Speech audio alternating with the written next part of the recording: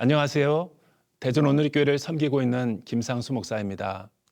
우리를 사랑하시는 하나님은 언약의 하나님이십니다. 언약의 하나님은 신실하고 성실하신 분이십니다. 하나님은 인간이 연약하여 죄에 넘어질지라도 우리를 끝까지 사랑해 주시는 거룩하신 분입니다. 왜냐하면 인간이 연약하기에 언약을 지킬 수 없다는 것을 아시고 하나님이 언약에 신실하기로 결정하셨기 때문입니다. 문제는 신실한 하나님께 인간이 어떻게 책임 있게 반응하느냐는 것입니다. 그럼 오늘 나눌 말씀인 시편 78편 32절에서 39절의 말씀을 살펴보도록 하겠습니다. 시편 78편 32절에서 39절 말씀입니다. 이러함에도 그들은 여전히 범죄하여 그의 기이한 일들을 믿지 아니하였으므로 하나님이 그들의 날들을 헛되이 보내게 하시며 그들의 햇수를 두려움으로 보내게 하셨도다. 하나님이 그들을 죽이실 때에 그들이 그에게 구하며 돌이켜 하나님을 간절히 찾았고 하나님이 그들의 반석이시며 지존하신 하나님이 그들의 구속자이심을 기억하였도다. 그러나 그들이 입으로 그에게 아첨하며 자기 혀로 그에게 거짓을 말하였으니 이는 하나님께 향하는 그들의 마음이 정함이 없으며 그의 언약에 성실하지 아니하였음이로다. 오직 하나님은 긍휼하심으로 죄악을 덮어주시어 멸망시키지 아니하시고 그의 진노를 여러 번 돌이키시며 그의 모든 분을 다 쏟아내지 아니하셨으니 그들은 육체이며 가고 다시 돌아오지 못하는 바람임을 기억하셨음이라. 이스라엘 백성은 애굽에서 노예로 있다가 하나님의 은혜로 구원을 받았습니다. 그러나 이스라엘은 출애굽 이후 하나님의 구원을 가볍게 생각하고 말았습니다. 그래서 구원이 은혜가 아니라 자신의 힘으로 얻은 것처럼 행동하고 말았습니다.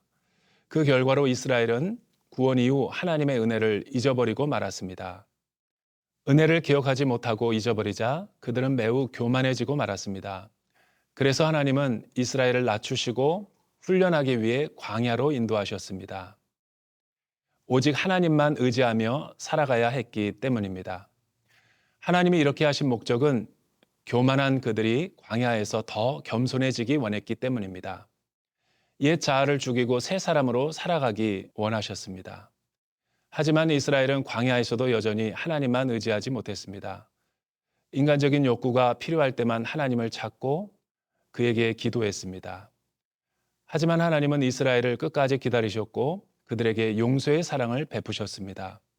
만나와 메추라기, 불기둥과 구름기둥, 반석에서의 샘물로 그들을 먹이시고 보호하셨습니다.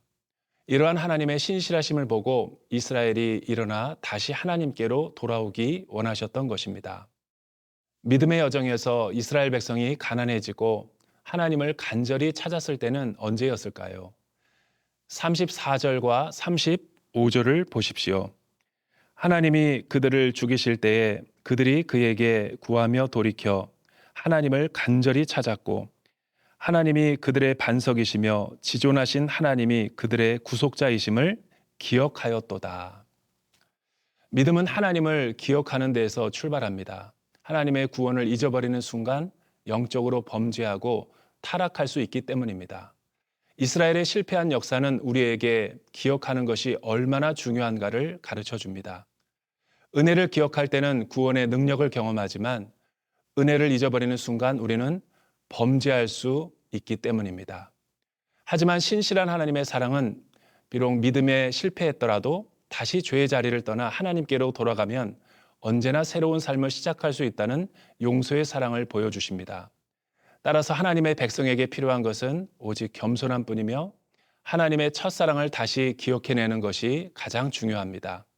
왜냐하면 교만한 사람은 하나님의 은혜를 기억할 수 없기 때문입니다. 이와 같이 신앙생활에서 가장 중요한 것은 하나님의 은혜를 잊지 않고 오직 하나님만 바라보아야 하는 것입니다.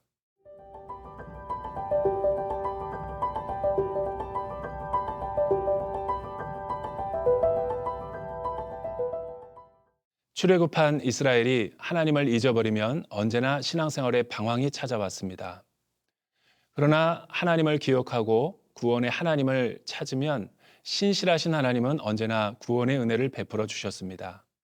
이를 통해 알 수 있는 사실은 구원이란 인간이 구원받을 만한 자격이 있어서 받은 게 아님을 말해줍니다.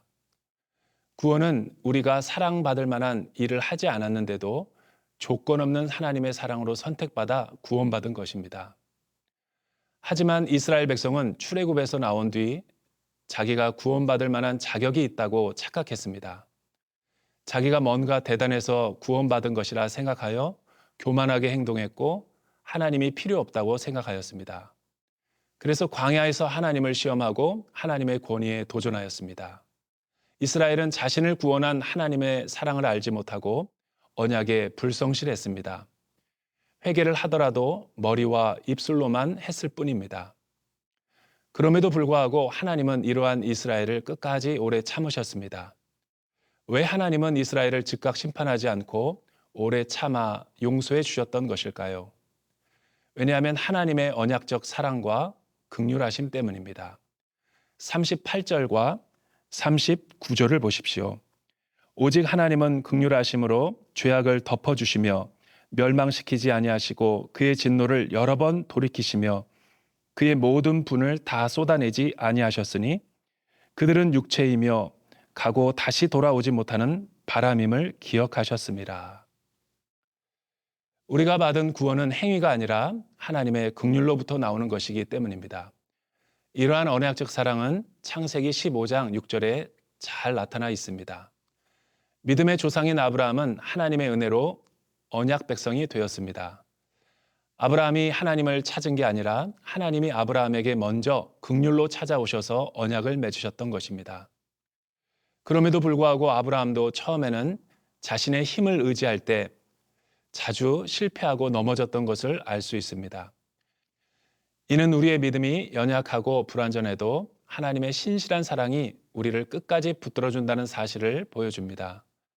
그래서 구원 이후에도 우리에게 요구하는 것은 책임과 신실함입니다. 계속해서 하나님을 닮아가는 노력이 가장 중요한 것입니다.